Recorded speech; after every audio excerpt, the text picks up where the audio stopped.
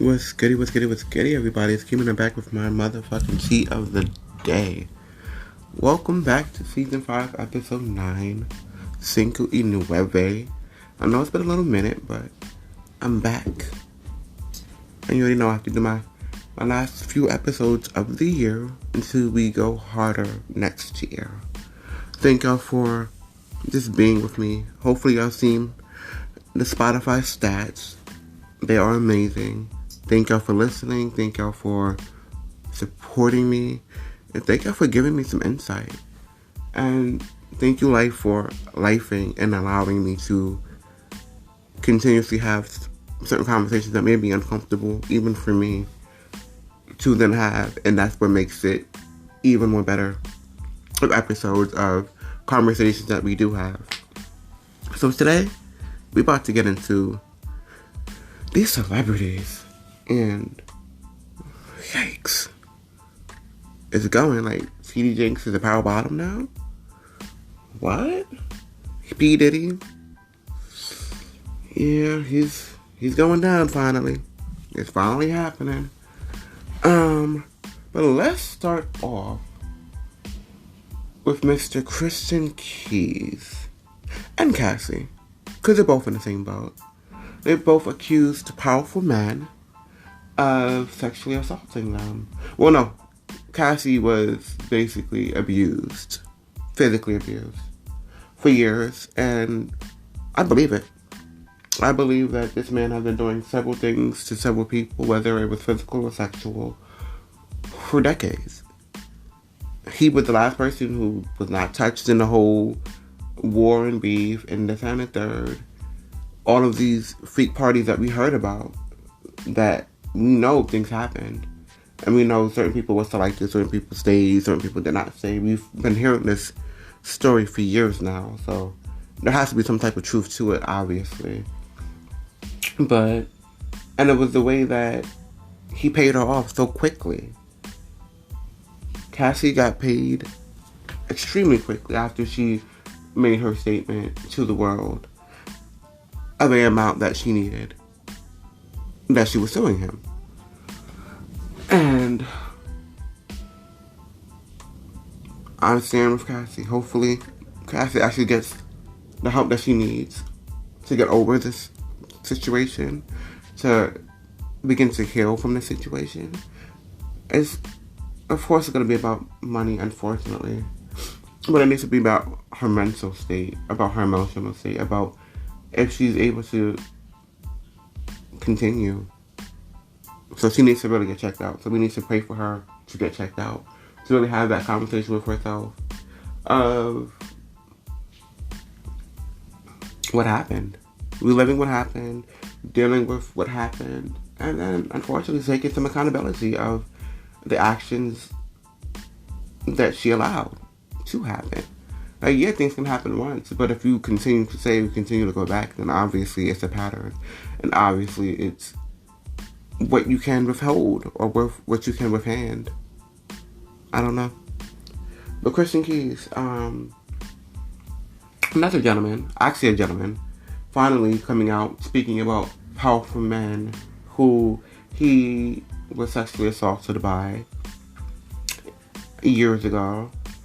And talking about his childhood. I'm really extremely heartbroken about his childhood and what he had to withhold with his mother and the beatings and the XYZ. I want to silence for that. But then he comes out and states that there was a powerful man who touched him. And he did nothing about it. And now he's speaking up about it. But my thing is, if we're gonna tell the truth, we're gonna tell the truth. We're gonna say names, because now other people's name is being put into it, and I feel like that's unfair, unless that's the person. But then if that's the person, why are you still working with him? Because majority of the people believe that it's Tyler Perry, but then we're confused if it is Tyler Perry. Because all we know from you is working with Tyler Perry for years. Because I don't really remember a career before Tyler Perry, if I'm being honest. like, yeah, you might have had one or two roles prior to that, but Tyler Perry definitely escalated your career and put it on a high pedestal. And unfortunately, if that happened and it was Tyler Perry, then I would understand why you haven't said anything for years. But then if you're still working with him on Queens of All the Queen's Men, is it really him? Because we're speaking up about it, but you're still filming with him. So hopefully it's not him. But then if it's not him, I feel like you should clear his name. You should say, well, it's not him. It's not Tyler Perry. I know a lot of people are saying it's Tyler Perry. I'm not ready to divulge the name as of yet because of legality reasons or whatever word you spice it up with.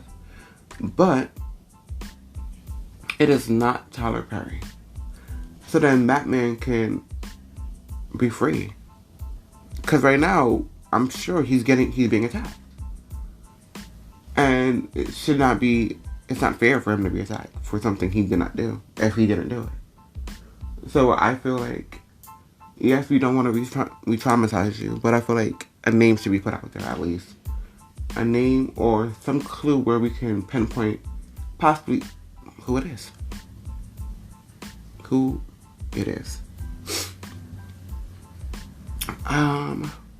Offset and Cardi. I'm not surprised. I'm honestly happy that they broke up, to be honest, because they weren't great together. They were a toxic ass relationship, and they was portraying toxicity into the world. However, it's of course a sad aspect. I don't ever want anyone to be divorced if they can fight the divorce aspect of it. But I feel like this could honestly help Cardi B.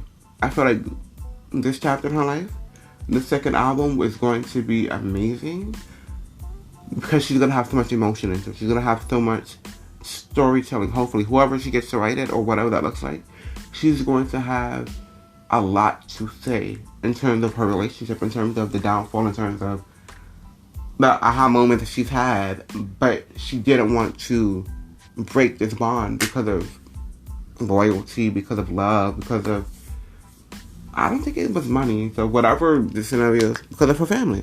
So with this chapter in her life now, I hope that one, she really begins to allow herself to heal, allow herself to go through the process, whether it's behind the scenes, hopefully, of legalizing their divorce or whatever that looks like. Taking her power back would be another thing that I really hope that she does. And taking her narrative back. Because, yeah, she was cheated on, yes, she was disrespected, but she still is Cardi B. However you fucking slice the cake, she is who she is.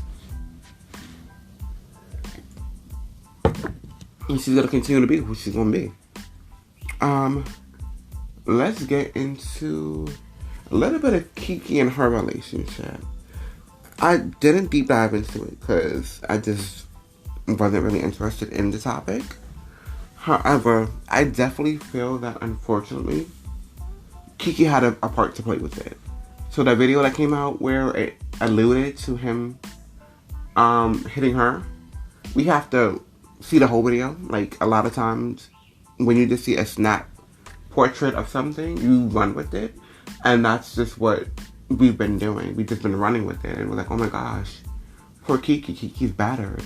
No, I'm quite sure Keke hit that man. I'm quite sure she hit that man first.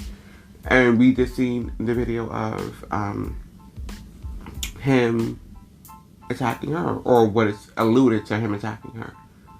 They're both wrong in the aspect.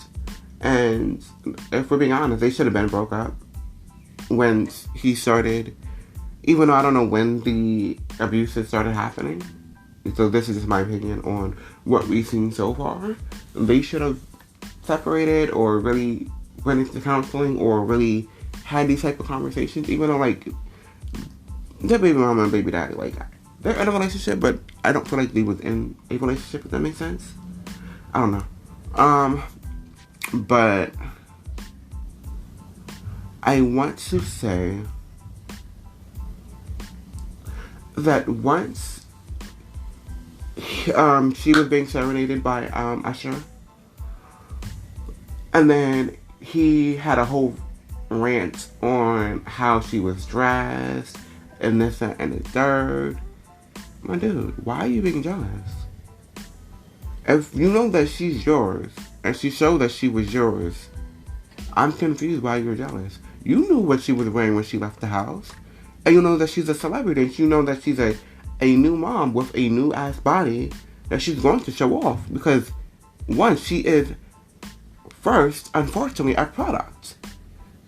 Once she became into the limelight as a child, and as she grew up into the world, she had to defend herself from being a child star. Like, she's a child star, but now she's a woman. She needs to be represented and treated as a woman. So yes, she's going to wear the sexy outfit. She's going to do this.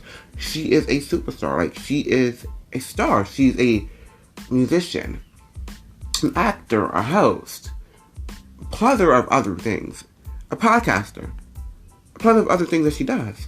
She needs the visibility. So she's going to do what she needs to do to get the visibility.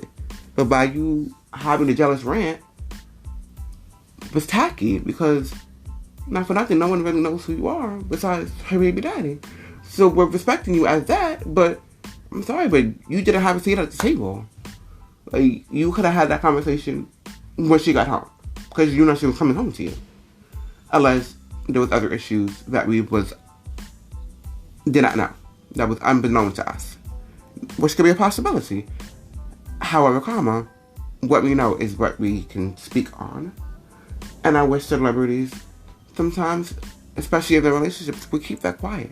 Like, we don't need to know X, Y, and Z. And I'm sorry if you get to a point where you start disrespecting each other publicly or privately, especially publicly, because now everyone knows. It's time for y'all to break up. It's time for y'all to separate. It's time for y'all to not be this power couple y'all thought y'all were, because clearly y'all not powerful. Clearly it's given y'all need to try and be single. It's given why. But then it's like, after that, then we get into the jealous video that they end up having, and then the podcast episode that they ended up having. And Keke played in his face with that. Like, okay, you want to be jealous? You want to talk out of turn? You want to... So she put on her nigga pants in that scenario. She did. Because she's like, okay, so you want to pillow talk? You want to have these conversations in public? You want to rant about my outfit? Okay, so I'm going to actually do a video with this nigga now. I'm going to really get you mad. And then people mad. Because this is a dance. This is Vegas. And Usher's going to do what he does. He picked me. I was a girl that night. He does this for every girl. Now let's get into the real tea. So, Taraji P. Henson and everyone else from The Color Purple, basically. So, Fantasia, Miss Danielle Brooks. I'm so fucking proud of her. From Orange is the New Black to Broadway to this movie to that movie. She's been killing it. And from Tasty to now this, like, yeah. I'm so proud of her. Like, she was one of my favorite characters on Orange is the New Black. So then seeing her, and I cannot wait to see her in The Color Purple. I have to see it. I have to see the remake, because I've watched the original tons of times. And I just can't wait. And I can't wait to see Fantasia in an acting role. I don't really think I've really seen her acting before, but I'm excited to see what she brings to Celie. Like, Celie. Wow. So, Taraji P. Henson is on a press run with the girls, and in a recent interview, she made a statement saying how basically after Empire, they did not do what they needed to do with the Road Cookie. She was supposed to have a spin-off show that did not make any sense. So it never fully came into fruition and came out, unfortunately.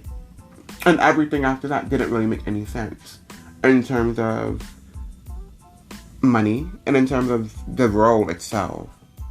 Especially because she is a declarated award winner in terms of the arts, in terms of her acting, because she definitely is. She definitely brings her roles to life.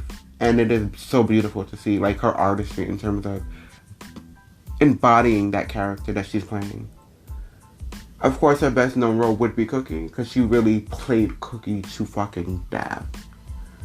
It was beautiful to see her and Cookie, but there's so many other roles, iconic roles that she's had.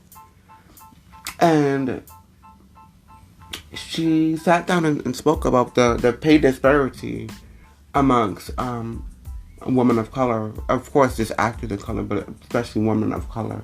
Especially after being awarded and having iconic roles and still not getting paid fairly. But my thing is, I thought Monique said the same thing for several years. And I don't think Taraji got the Oscar, but Monique got the Oscar. And with the Oscar, your price bracket is supposed to go up. And for Monique, it did not go up. The roles didn't make sense. It's like Taraji P. Henson just said the roles did not make sense. And she started giving us some type of math of like, if you get $10 million for this role, you're not seeing $10 million because the production company is going to get their cut. You have to pay your staff, your hairstylist, all of that stuff. So ultimately, you may get $2 million or less after everything happens. Well, no, I think it was less than $2 million. I think it was like a few $100,000 or something like that. But a lot of people don't see a few $100,000. But I understand what you're saying. But the sad part is, as much as I want to fight for you and be in a fight with you, and I love how Viola Davis and Gabrielle Union and all of the girls is trying to support her and rally behind her. I'm like, oh, no lies told. But Monique has said this first. Monique has started this conversation. And y'all let her to fucking try. Y'all was so fucking mute and quiet. Like, what before the fucking mute challenge happened, y'all started that fucking mute challenge. And that's the sad part, and that's the unfortunate part of this game, of this dog-a-dog world. Of speaking when it affects you. Not when it affects the culture, not when it affects a group of people. No, when it's your turn to be affected, then we speak up. And that's the unfortunate part. Because everything Monique said, whether you liked her delivery or not, whether you liked it from a fat black woman or not, whether you liked it from a comedian or not, it's different adjectives for why a lot of people did not want it from her. But the message was the same. The message was clear throat. I'm fighting for inequality and disparity of black actors and actresses. Because we are not getting paid fairly, and the roles does not make sense. Especially once we get that award that is so highly praised, the bank is supposed to go up. Once we make or do or have these iconic roles, the bank is supposed to go up. But even if it goes up, even if I'm getting paid, which I think Taraji P. Henson said that I've gotten paid the most I've ever gotten paid. And this was from Tyler Perry. But it's still not comparable to what a white actor got paid. So I've gotten paid the most money I've gotten paid all of my life. But it's still not the right amount of money I'm supposed to get paid. And that's unfortunate. But I'm baffled with the world at this particular moment. And the celebrities who are trying to vote for her and trying to rally against her and saying no lies told and basically saying, yeah, I said that, and then interviews are coming out of old interviews like with Viola Davis, like how she's basically comparable to Meryl Streep in terms of acting and in terms of the journey of the different schools they went to, the different roles they've had. Comparable to Meryl Streep, but is not getting nowhere close to Meryl Streep money. How so, Sway? How so? Make that make sense. The math is not mathing. But until y'all as a group begin to fight for everyone in the group, nothing's gonna change. Like, there's so many black production companies that y'all can begin to use. And just start doing it solely. Like, if you want more funds, more percentage of the funds, that's maybe what you have to do. Or just like y'all boycotted the writers' strike, and the writers and the actors supported the writers of the payment. Maybe every black actor and actress just needs to do the same. And this boycott until there's some type of collateral, there's some type of apology, there's some type of income increase per role, per person. This is your new bar now. This is your mid now. Instead of that being your max. This is your mid now. So we're gonna increase the mid. And it has to be a decent amount for y'all to go back. Y'all really have to fight. But y'all owe Monique an apology. The world still owes Monique an apology because her stance on everything never changed. She was fighting for herself, but she was fighting for everyone else. The pressure was for herself to give her name back because she was blackballed from the industry. But even prior to that, even within that, Monique was still fighting for everyone because regardlessly, she's fighting so the girl behind her, the woman behind her, the woman before her, did not have to be lowballed and then backed into a corner and do something contractually she does not have to do. She was fighting for that. If we're going to really be 100% and 1,000% on what the fuck she was fighting for, she was fighting for that. Her name. And it's unfortunate that we're back here again. We're having this conversation again. And hopefully, it does not go on deaf ears. Hopefully, the black women, the black actresses, the white actresses. Because the white actresses know what the fuck she is. The white actresses know what the fuck their checks is. And I'm quite sure they know. Because Octavia Spencer told a white actress, I forgot her name, what she brought to the bank. And she was like, oh my gosh, really? Like, that's unfortunate. Like, that's sad. We're still dealing with this. It's 2023. And we've been having this conversation for almost a decade. I want to say almost a decade. And we're not tired of this conversation yet. Like, we're not tired. I'm confused. What are we doing? So, guys, let's rally behind these actors and actresses to get paid, black actors and actresses to get paid fairly. Let's apologize to Monique because she's been fighting silently in public for years. And y'all black actresses played her fucking dust. Y'all was so fucking silent. It's so fucking disgusting how it is so much a dog-eat-dog world. And if you're in, you're in. If you're in the in crowd, you're in the in crowd. And if you're not, fucking, I'm sorry that I may be dealing with what you're dealing with, but I'm not gonna say shit. Because I know what's coming to me. I'm gonna accept what's coming to me. I'm gonna accept that role that I know I'm gonna get. My dream role. That's not gonna pay me shit. And then I'm gonna cry about it later. Keke, you tried it. But hopefully the full truth comes out. Hopefully both sides come out and there is a resolve in that. Because there still is a baby involved. And that should be your first and foremost. First and foremost is that baby. Everything else has to be on the fucking sidelines. I'm sorry, but not sorry.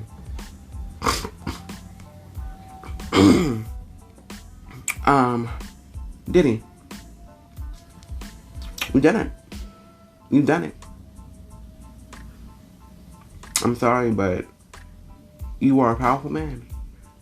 And it's time that you accept your punishment of whatever many crimes you've committed.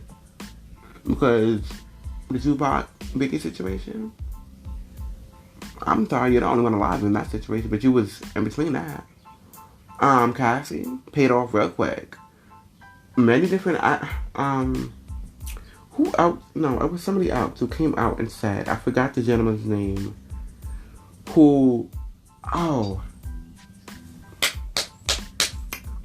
the dude from Scandal, the black dude, who got fired for beating his wife. I forgot his name offhand. But he did come out with an interview recently, I think it was this year, stating that he was invited to a P. Diddy party. And when he asked him, like who's coming or who's going to be at the party, because of course at that time, Columbus, Georgia, because of course at that time, you got to be in the people's face. You got to speak to the people. You got to be where the celebrities are, so you can get more roles and basically play or whatever that scenario is. And he stated that he was invited to the party, and he asked P. Diddy exactly like what that looked like.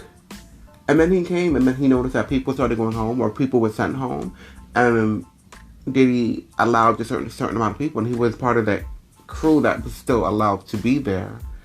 And it was given like he was trying to bring him down to the dungeon. He was trying to bring him down to his little sex cult room, where, from what's been told by a lot of people, a lot of men who've been there, who've witnessed, may not have partaken, or may have partaken, but not said anything, but have witnessed or had preview to who have witnessed the sex dungeon that he has in his sex parties, and being a lot of high-profile men that partakes in these activities downstairs, while their wives or girlfriends and girls that they came to the party with made sure to be upstairs, and probably know in the back of their head like, oh fuck, my boyfriend's sucking dick right now. My boyfriend is getting fucked by P. Diddy right now. You know what? He's probably fucking P. Diddy right now. You know what? Maybe our check is gonna get a little higher from what I can say. And hopefully TD Jinx is not a power bottom. And whoever is discrediting power bottoms, they are beautiful. They are needed. I am not a power bottom. Never been. I am a bottom, but not a power bottom. But those girls are very special. And we're not going to discredit what the fuck they bring to the table. At all. But hopefully that man, and if that man hasn't gotten fucked, that is a conversation between him and God. And it is what it is. Like, God made everyone the way they are. Is he wrong for not being out if he is? Or if he had played? Yeah, but at the end of the day, pastors of any perspective are not going to be out. As much as you want them to be out, as much as you want them to fight the fight, and this and the third. The church knows. The pulpit knows. Everyone is aware of their sexuality more 9 times out of 10. However, they will have this girlfriend or have the wife. Like, I've dealt with situations and currently talking to someone that's not going far, but who is a pastor, and already have my observations of what pastors bring to the table, and me knowing what I want now is not going to really go far because he's not putting in the effort. But me just knowing what the scenario more than likely is going to be, then that's, again, a conversation that he would have to have with him and God if these allegations are true. Hopefully they're not, but to be honest, I'm not surprised, because TD Jakes is a powerful pastor who has been powerful for years, who has been in the black communities for years preaching. And to be honest, I won't be surprised if this is accurate. Again, this was Keke, and I was back with my motherfucking tea of the day. This was season 5, episode 9? No. Yeah, episode 9. And we got a few more episodes before I end the motherfucking year, okay, guys? So, watch out for them. Laters. And of course, PSA, I have my website. Check my website out, Keke of the Day. You can hit me up on Facebook or IG. Facebook, I Kim Holder. IG Kimi Holder or QBC of the Day on Facebook, 2 pages. Let me know what you're thinking, what you're feeling of the episode. Let me know if you want to get on the episode. I'm always willing to be part of something bigger that's gonna have a conversation, whether it is pop culture, whether it is some real shit that you need to get off your chest, that we need to get off our chest, about life, about niggas, about whatever that conversation could be. Let's have this conversation, guys. And I am everywhere you can listen to a motherfucking podcast. So I'm on Spotify, of course, Anchor, iTunes, Google, and everywhere else. Later, guys. And don't forget to hit up my Facebook. It should be, I think it's Chemistry of the Day or Akeem Blake. If I'm not mistaken, there is an interview on there that is extremely intimate, extremely special with me and my best friend about her book. I'm going to try to get the audio to put on here, but check out that. It's live and in color, and it is so beautiful to watch and for me to have been part of. So check that out as well. Later.